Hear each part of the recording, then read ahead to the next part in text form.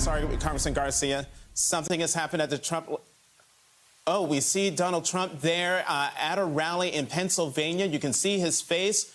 There's blood coming from his ear.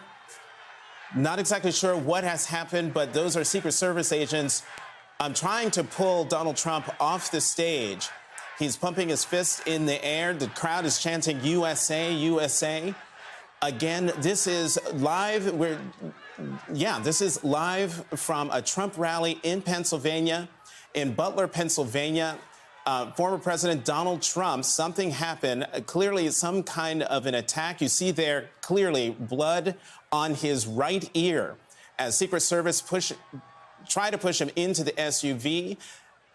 Earlier, as we came on, you saw the former president pumping his fist in the air as the Secret Service agents tried to get him off the stage. They have succeeded in getting him into the armored SUV. They will be taking him, clearly, they will be taking him away from that scene.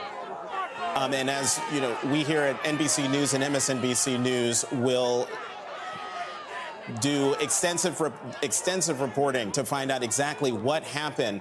But again, you're looking at live pictures from Butler, Pennsylvania, where a Trump rally has come to an abrupt end after the former president was attacked. Attacked how, we're not sure. But when we came live on air, you could see the former president in profile, blood coming from his right ear as Secret Service agents tried to take him from the stage. He pumped his fist in the air multiple times. They were able to get him off the stage. They were able to get him into the armored SUV. He had only been speaking about 5 minutes at that rally.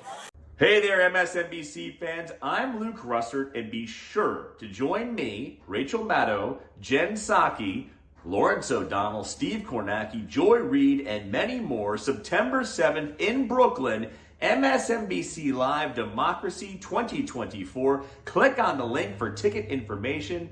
We will see you there.